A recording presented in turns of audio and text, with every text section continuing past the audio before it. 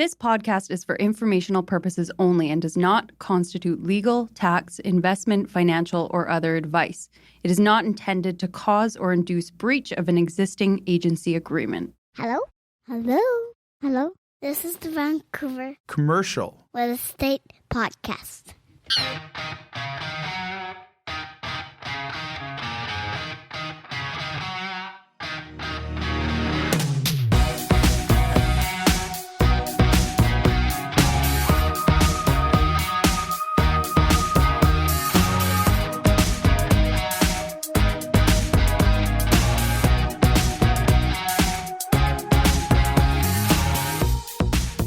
And welcome back to the Vancouver Commercial Real Estate Podcast 2023. 2023. We survived. Happy New Year, everyone. Happy New Year. Thanks for joining us. You're back. I'm back. My name's Matt Scalena. Yeah, Matt. Oh, I'm Cory Wright. How's your trip? You guys tell us where you were. Yeah, I was away in Colombia. It was great. Worth it. Our guest today, Alan Haigh from Impact Commercial, was talking about all his friends who got caught in Mexico, and I kind of got in that situation as well. I left on the day. It's amazing. The night before I left, it was like, felt like +2, +3. It was like the 17th or 18th of December. I moved my car because there's construction going on my block. And I thought, everything's going to work out perfectly. Woke up in the morning to half a foot of snow or whatever it was. Yeah, missed 3 or 4 flights on the way. Good. Yeah, so I spent about 3 days in Montreal. How's that? You know what? Not bad. Unexpected stop. Unexpected stop in Montreal, but there's worse places to hang around for a couple days. Didn't have a winter jacket, which was problematic. But other than that, it was it was great. And then we spent 10 days instead of 14 in the sun, and good time. Yeah, what about you? You were back in Disneyland. We were back. I feel like we've talked more about Disneyland. We're back in Disneyland. Show. I felt like when I went and checked in, the girl was like, "Oh, welcome back, Cory." Like it's like they know me by name now. I think that's a. So we ended up in Disneyland. Kind of gave the kids the option, like, "Hey, where do you guys want to go for Christmas?" Fingers crossed they're going to say. And you Maui. literally said like anywhere in the world. Yeah, anywhere in the world. Not that they really know much more. They knew of a few places. So if I gave them anywhere in the world, I felt better for myself. But knowing I was only get 1 of 4 answers. So I have my fingers crossed. They want to go back to Maui, and they're like, Disneyland. And then I'm like, no, guys, really? And they're like, Disneyland. I'm like, all joking aside, where do you want to go? They're like, Disneyland. So sure enough, we end up in Disneyland. So I'm very proud to say that this year we'll probably be nominated for the individuals who rode the Matterhorn the most in 2022 between our 2 trips.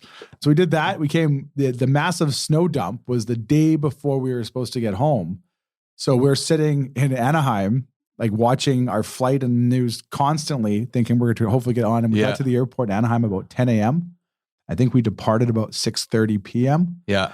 And we got in probably around like 9:30 or 10. And then we got stuck on the tarmac for probably like another hour. So we got there at 10 in the morning, and it felt like we probably got home at midnight or something like that.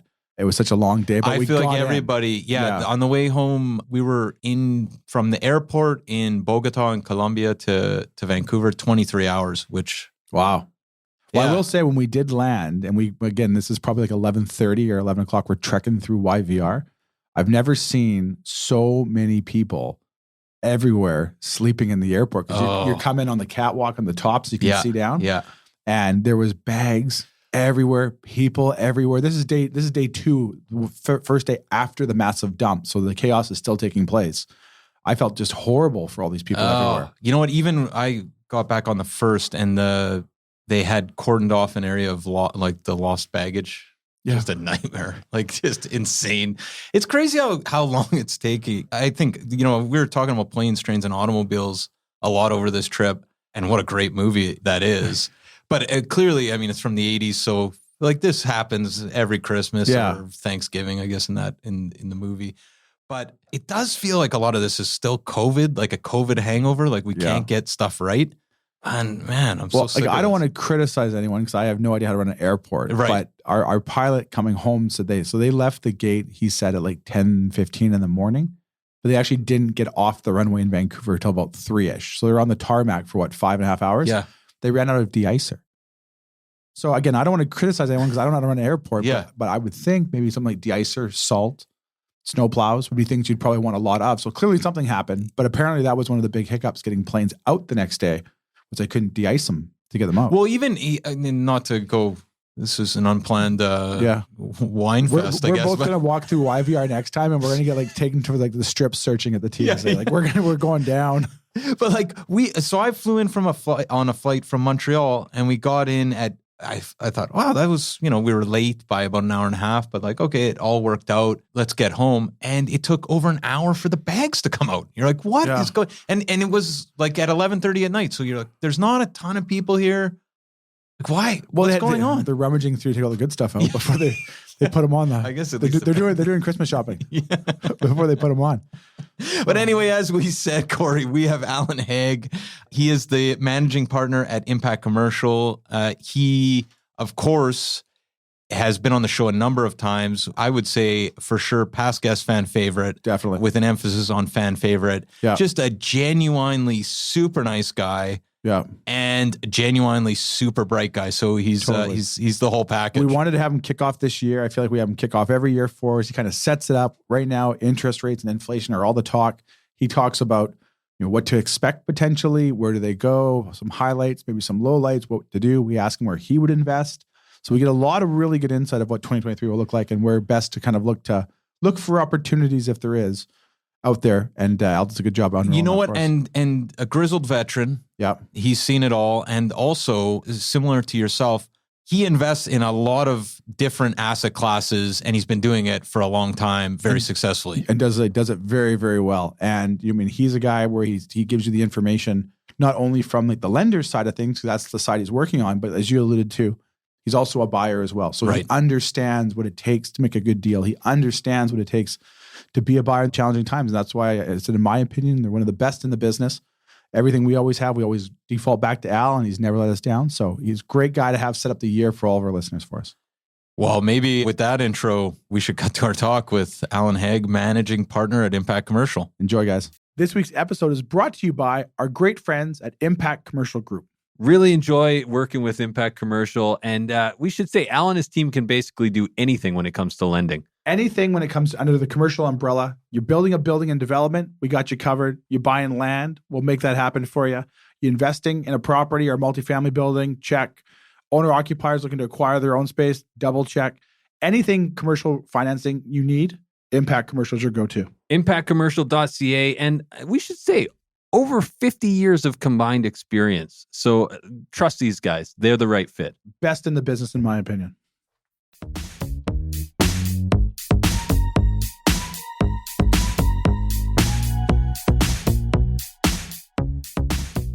Okay, so we're here with Alan Haigh, managing partner at Impact Commercial, and I will say past guest, fan favorite, Al, if you don't mind. How you doing, Al? Happy New Year. I am doing fabulous, guys. How you doing? Happy New Year, by the way. We're doing great. It's good to be back. It's been a couple weeks. We were just chatting before we hit record here. I think everybody needed a couple weeks off, but it's good to be back on the mic. Maybe can you start, Al, by telling our listeners a little bit about yourself? I guess, yeah. Managing partner of Impact Commercial, doing sort of all sorts of different stuff on the commercial real estate finance. We've been doing a lot of presentations recently in regards to all the moving parts that's happening with inflation and interest rates, you name it. And so I think most of the guests know me by now, but that's really keeping me busy recently.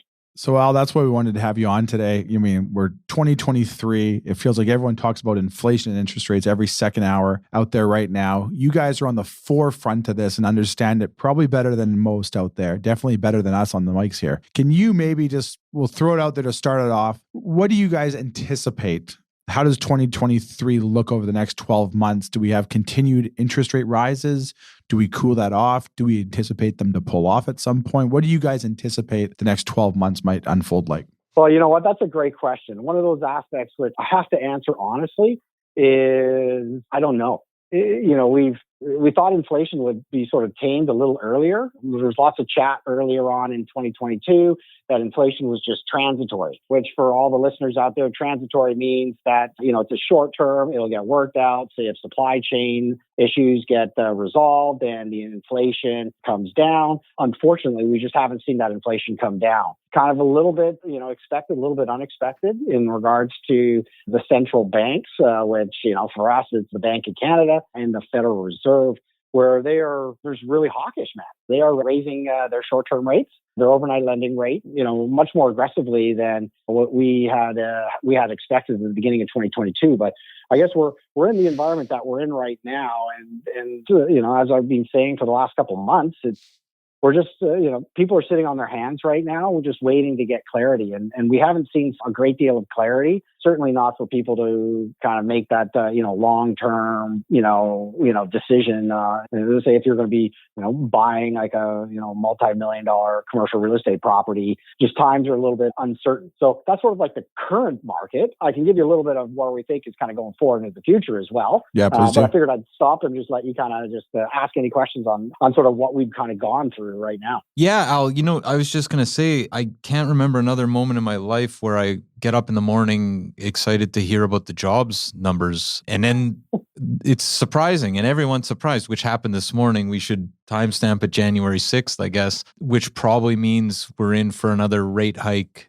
for sure. But it's starting to feel like, and you mentioned transitory. I think we're definitely past that stage, but this prolonged period of like, when is there going to be some relief? And I guess people getting jobs is not a bad thing, but from the standpoint of wanting the Bank of Canada to take their foot off the gas, the hits keep on coming. I guess on the positive side, for me at least, is even with the jobs report out this morning, is I'm seeing a lot more cracks, these days. We really strongly feel that we're closer to the top of the tightening cycle than we are the bottom of the tightening cycle.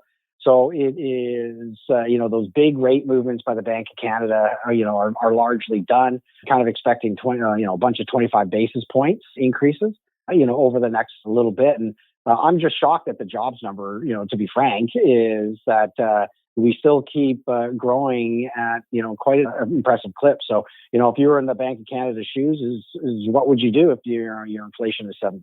So we understand why they're going to be doing it. The more that they do the increases of their overnight lending rates, which is important for a lot of the listeners there, is like, we not only follow these rates, but we follow the yield curve.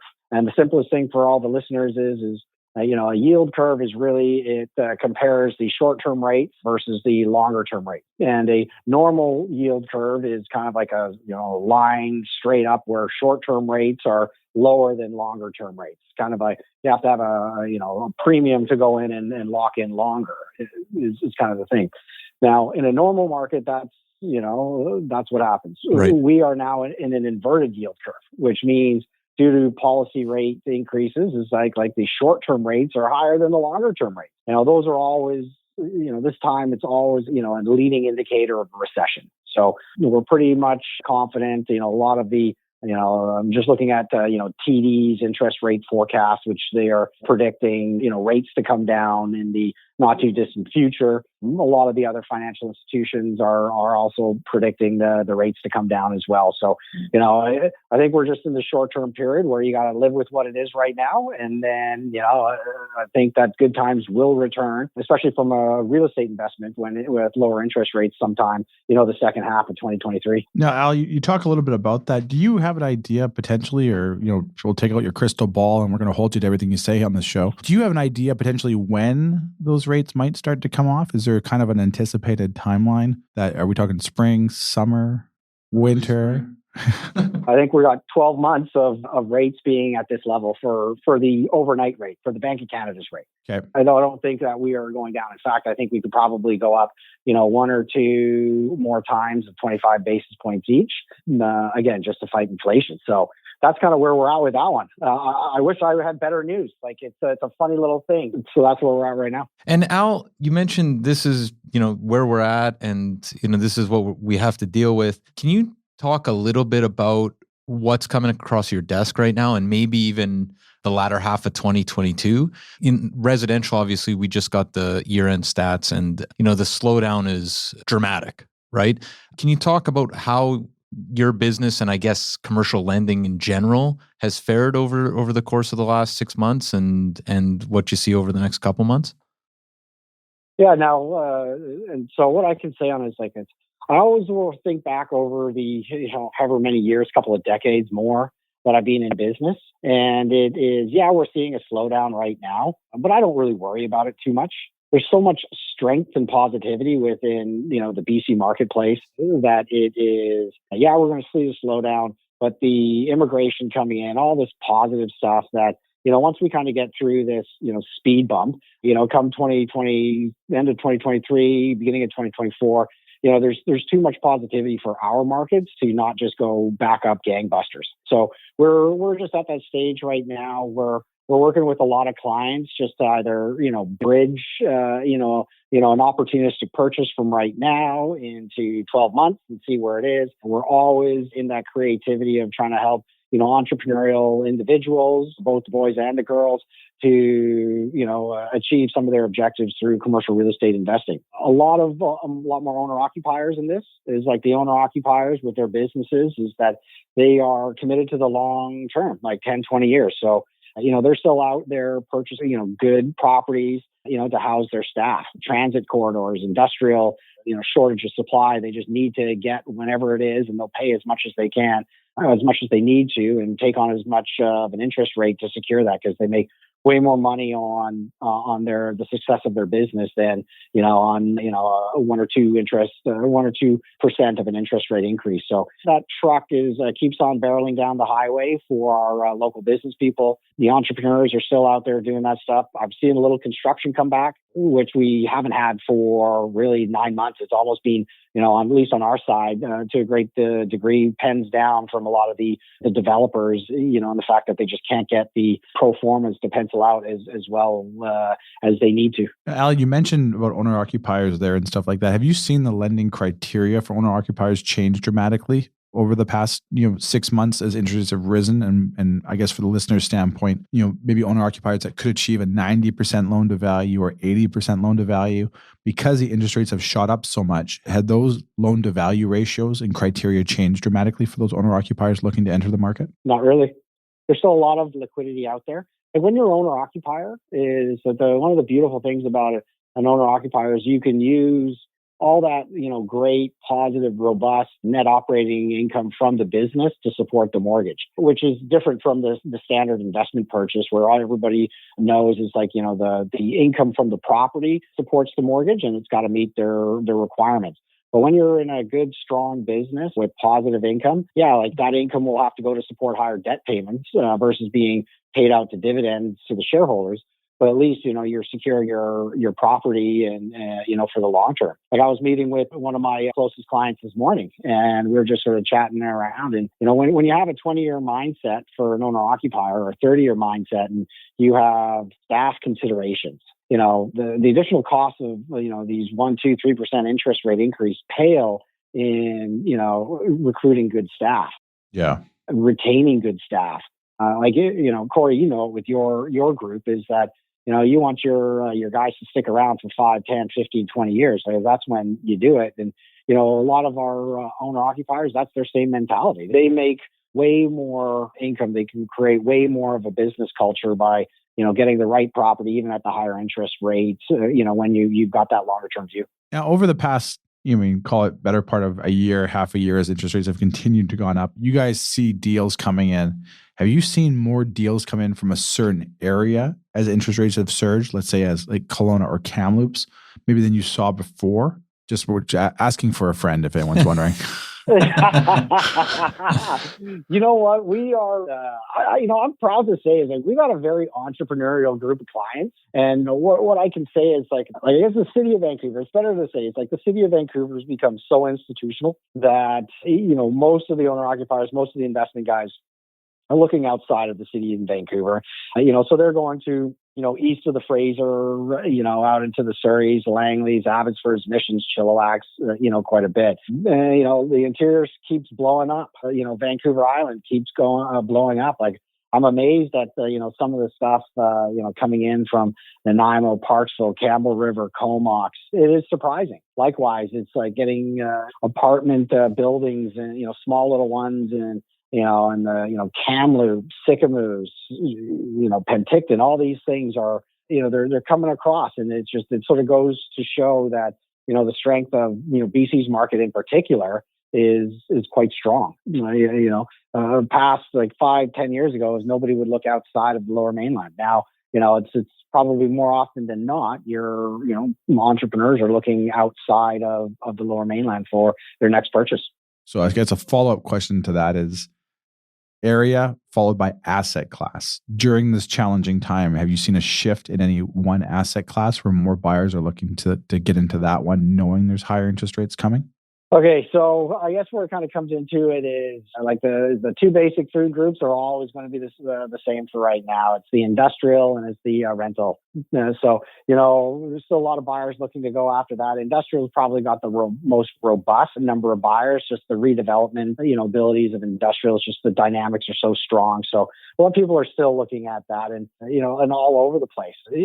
Mainly it's important to be sort of closer to, more urban areas for the industrial. But again, it's just like it's strong, it's growing everywhere. I can't tell you. It's just like it's everywhere.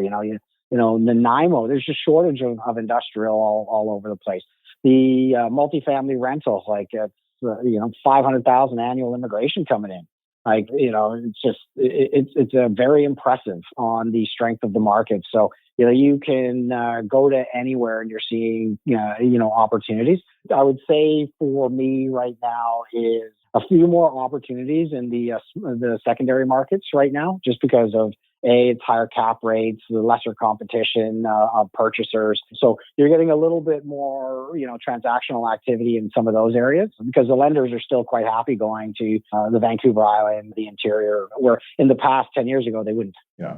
Al, I'm just thinking about, so we've got asset class, we have where, what about when?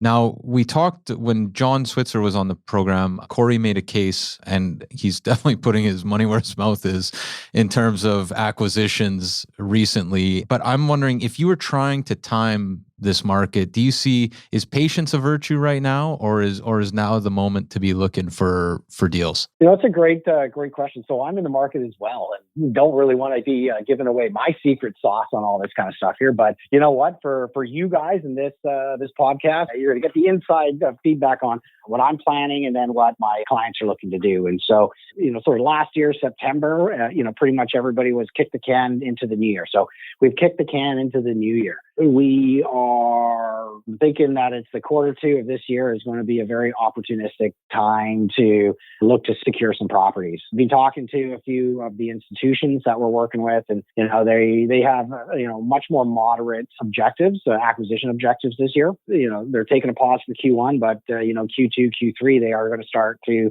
look at opportunities. And so I don't pretend to be the smartest guy out there, but kind of we put things together and it looks like Q2, Q3 might be, an optimal time. If we are in 2025 and we're looking back, it might be a great time to purchase coming up here. Knowing the interest rates where they are and chances are where they're going to be at for the foreseeable future, what makes a good deal right now in your eyes? What makes a good deal? I guess where it kind of comes into it, I should say, is that, the individuals, if you're not doing an owner-occupier kind of situation, which we think is kind of on the lower risk side, is, I guess, no risk, no reward. And, the best, purchases I've made, the best purchases the clients have made have been kind of when nobody else is wanting to take that risk. Because when the market doesn't have any risk and things are going straight up is, you got, hundreds of people looking to purchase that one asset. Where right now is like you're getting, 3 or 4 people looking at an asset. So it's if you can get the right asset, the right location, the right tenant profile, which can be, either a very short term or, institutionalized longer term one. Realistically, it's right now. Again, this is for the long term. Commercial real estate investing is the long term. So it's just like have that, in the back of your mind. If you're investing for the long term, but interest rates are short term, you can always, put a little bit more equity in at the beginning, de-risk it a bit, but you can secure the property and then, refinance out in a year or two with the, predicted lower rates. But if you wait for rates to lower, you're going to have missed out on that opportunity. And that's where, I kind of tell everybody is just like, go and acquire when the market is thin. Right? When the market is thin, you can get that property, you can get a good deal, you can get good terms, Yeah, you may pay higher borrowing costs, but at least you got it and you can sit on it for the next 20, 30 years and know you're in a good spot. Amen. Al, with this interest rate environment, I know we've talked a lot about fixed and variable in the past, and it seems like last year or the year before, everyone was in fixed and commercial. Can you talk about strategies right now that you would be employing if you were buying a commercial property in terms of the length of your term, maybe if variable ever makes sense in the commercial world? A great question, because I feel this question every day, multiple times.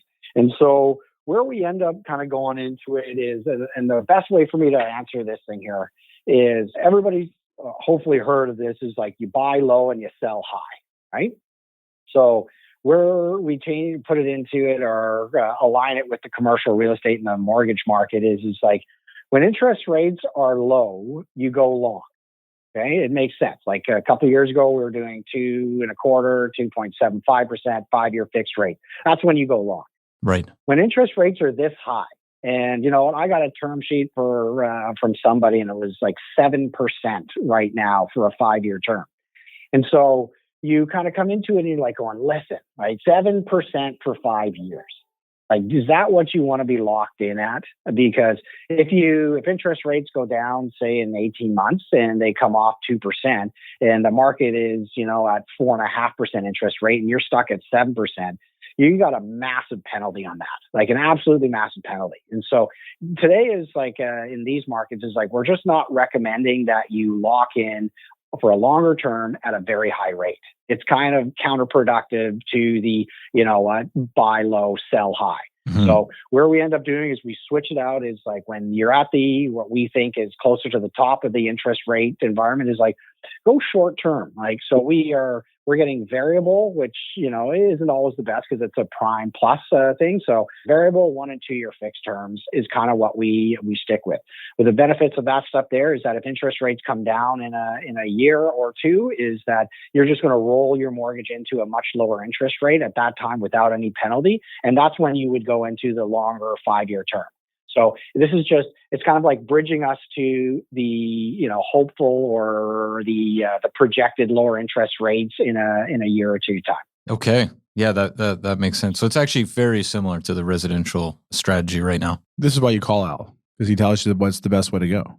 That's what he's there for. Absolutely. This is strategy, boys. Like this is where it kind of comes into it is, this is what we do. It's kind of like the aspect is like, yes, we can facilitate the mortgage, but, we feel a strong duty to all of our clients to, give them the right advice as well as just, hey, here's your mortgage. But, I'd never feel good looking a client in the eye in a year's time or 2 years' time and go, hey, listen, you did a great job getting that 5-year mortgage at 7%, not when the interest rates are 4.5%. Potentially. So it's just something that we just give the guidance and then, it's just eyes wide open and you make the best choice on that you can. So Al, what are you buying right now and where would you buy? That's a great question. Okay. So I'm actually looking for more covered land plays, which ends up being is I like, again, counterintuitive is I like properties, well-located properties. Some of them are like older sort of, strip mall types where, we could potentially acquire at a reasonable rate, do some improvements, and then, hold on for potential lower interest rates in the future. But when you're looking at those things there always seems to be, they're hard to come by, but they are, well located, a little bit of income, future redevelopment, opportunities. And so we're looking all over, to be honest with you, the lower mainland, the interior as a primary source. And are you looking for investors, Al? Well, we were related to, separate business. Just joking. Sorry. Matt's not to put you on the spot. I don't got any money. Matt's done so many sales in the residential market the last 6 months. He's looking to place it. Yeah. The one thing I do want to say about some of this stuff, and like I know, like you've got the Vancouver real estate podcast, which is heavily residential, right? But again, getting back into, the stuff that, I want everybody to do, fantastically well. There's always those ones that, the investors that are in residential right now, it's just, do your reflections and go, listen, that Residential Tenancy Act that we have to abide by as landlords in BC, not kind to landlords.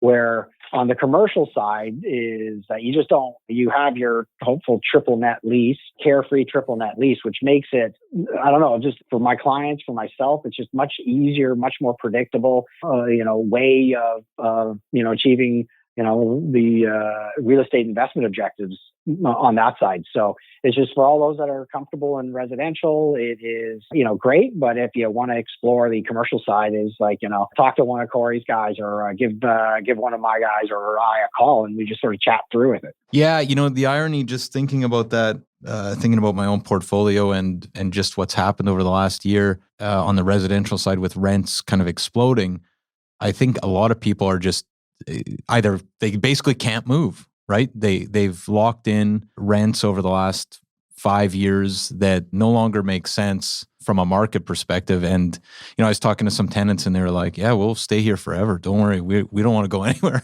You're like, of course you don't. Hey, by the way, I'm going to raise the rent whatever I can. $14. But the irony is, the higher the rents go, I think there's an incentive not to move for a lot of people. And it kind of makes it challenging. It's challenging for everybody, tenants and landlords. But no, point well taken. It's a different world, that's for sure. Yeah, it's a different world. And then you hit the nail on the head. It's not more complicated. It's just different. So that's where, for all those listeners here, keep that in the back of your mind. So Al, before we let you go for the day, we have our 6-pack of lighthearted questions that we ask all of our guests. And I think we've asked them more to you than anybody. So we have a special 6-pack for you today if you've got a few more minutes for us. Yeah, absolutely. I haven't read a book recently, so I'm hoping you guys are going to ask me that one there. The 6-pack is powered by our great friends over at Red Point Law. Oh, the guys at Red Point Law are fantastic, Cory. For all your legal needs when it comes to commercial real estate, visit them at redpointlaw.ca. So we'll kick it off here. So Al, if you had your choice over the holidays, who makes the best turkey dinner? And you got 3 options, and think very, very closely, very wisely who you pick. Your wife's turkey dinner, your mom's turkey dinner, or your mother-in-law's turkey dinner. Which one makes the best turkey dinner, Al? They're all listening. Okay, hands down, it's my wife. And the reason I'm going to, it's a funny answer, is so my mother, she came over from England in the late 1960s. And I don't think she has an understanding of what a medium cooking is. It's everything is overcooked and dry. And so that's just the way the British do it. There's not a lot of taste in that thing. So it's my wife has got a great turkey recipe. You'll be sleeping in the bed tonight. That was a very wise answer. Yeah. All right. Question 2 for you, Al. New year, new Al. What's the resolution? Well, this is one of those, it's the hard part, man. I'm doing the dry January for the first time. So I am also doing the dry January. How's it going? Yeah.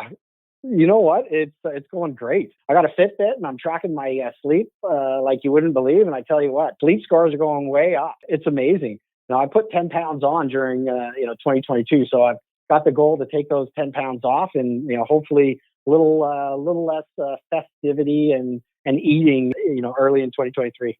What was the best Christmas gift you received over the holidays? Oh, you know what we haven't even brought this up. Our World Juniors, the Canada boys brought home the gold, which is awesome. So I actually got 2 things. I got Canadian socks, work socks, but they look like a skate blade. So it was a very cool gift I got there. And then also the underwear with the Canadian flag on it. So those were, that was one present. And, I'm a diehard Canadian and all that kind of stuff. So it was perfect timing to get those with the World Junior tournament over the holiday break. Yeah, I feel like that overtime win in the third period when they were up 2 and they got the Czechia. Is it Czechia now? Yeah, it's Czechia. In any event, when they got those 2 goals, it was kind of I was kind of excited because the overtime was going to be great. And it was great to see them bring it home. That's for sure. Death row meal, Al. You're on death row. You have one last meal. I'm guessing it's your wife's turkey, but let's hear it. You know what? Jesus, these are I kind of rotate around all the kind of stuff there. But again, if this was the last meal, man, oh man, I love a nice medium rare steak. I don't eat a lot of steak, right? But a steak that I barbecue myself, a little shout out to some of the guys at Meridian by my house, is that you pick up a few of those bad boys for the family. Nothing better than that, with obviously all all the good stuff, throwing a little blue cheese or Boursin cheese and that stuff. That's my favorite thing. Well, I hope you end up on death row and I can come join you because that sounds delicious. I mean that in the nicest way possible. No, probably not necessarily good for the heart, but hey, you're on death row, man. Like, live it up. And I'm going to throw a shameless plug in here since we're speaking about the World Juniors. We're in the process right now of planning our grand opening for our Kamloops office in mid-February, and we do a lot of sponsorship in arena and various programs with the Kamloops Blazers. So we were on the phone this morning trying to get our good friend Logan, who just recently won the gold medal there at Team Canada, to come do photos and everything like that for everyone who attends our grand opening. So we'll fingers crossed. Oh, very cool. Fingers crossed to see if we can get him or not. So, you know what? That would be awesome. I love his nickname, Stanky. Yeah. So that's yeah, he was awesome on that tournament. I'm proud of that boy. Yeah, so we'll see. Watch the social media accounts to see if we can get him or not to come join us. Al, what are you currently binge watching on Netflix, Amazon, or anywhere else you watch TV? You know what? I just finished binge watching The Recruit on Netflix. So It's just first year, 8 episodes. I think I took that down in like 4 days or something like that. What is the general thrust? It's like a young CIA operative on that thing who's a lawyer with them. So, have a peek at it there, man. It's fun and it's entertainment we deal with the finances all day, every day when you can, turn off your brain and then watch something fun and enjoyable. That was what I did. And for all the listeners, it's Logan Stankoven is the Kamloops Blazer who just won the gold medal. Because I know I'll get some emails after the show about who's Logan. So Logan Stankoven. You're on a first name basis. If he listens to this podcast, we're asking for you to join us on February 8th. And we talked to Stacey in the Kamloops office today. So she's going to come talk to you. Fingers crossed, man. Fingers crossed. Hopefully they're in town with their schedule. Apparently they are, because we talked to them this morning, because we ask everyone who attends all of the events we do that we pick sort of some local charities to give back to. So we were talking to the Blazers this morning about some of their charities that they do. So we'll raise a little bit of money for their charities, and we'll hopefully have a couple of the Blazers come out for some photos with all the attendees that day. Perfect. That sounds awesome, man. Last question for you, Al. It's not dry January. You're in a bar mid-December. Somebody puts a karaoke mic in your hand. What song are you singing? Oh, Jesus. I'm going to say the Bon Jovi, Living on a Prayer. That could be one of our most used answers that we get. Lots of people, we could actually, maybe next year, we could actually bring them all to the studio together and we could do a karaoke session here. We've had quite a few people, or Dead or Alive is another one that people have said as well. Yeah, you know what? I wonder why that is. Al, why is that? Is it, you think it's an easy one to sing, or is it one that everybody will sing along to? I feel like I would do that song too. You guys have to know, it's like, I'm a little older than you guys, right? So that was like our high school party music. It was AC/DC, Def Leppard, Bon Jovi, those were the things that we cranked out. So, I don't really listen to anything that's newer than 1995. I feel like Adam Sandler in Grown Ups now, where just like I just tune out with anything that's newer than 1995, right? So that's where it is. Well, next time I see you, I'll introduce you to a really good band called Nickelback. So you don't worry, I'll give you some good modern music for you. Okay, yeah, that sounds good then. And Al, for all of our listeners who want to find out more about all the great work you guys are doing over there at the Impact Commercial Group, how can they find out more about you guys? Okay, that's a great question. So you can look on our website, www.impactcommercial.ca. You can follow us on LinkedIn, Instagram, Facebook. We're all on there. We just recently hired a wonderful new gal named Pawnese who's helping us completely refresh everything on that aspect there. Barring that is give me a call. My cell phone number is 604-999-2265, which is my cell, or talk to any one of our brokers. We're all in the same office. We all collaborate extremely well together, and we're just here to help everybody that comes into our lives the best we can. Fantastic. Well, thanks again for your time, Al. As always, it's enlightening and really thankful that you took the time. Absolutely, guys. Just want to wish you guys all a very happy, prosperous, healthy new year. Let's make some magic happen in 2023. Sounds great, Al. Thanks for your time once again. We appreciate it. You bet. Anytime, guys. Have a great one. Take care. Take care. Bye-bye.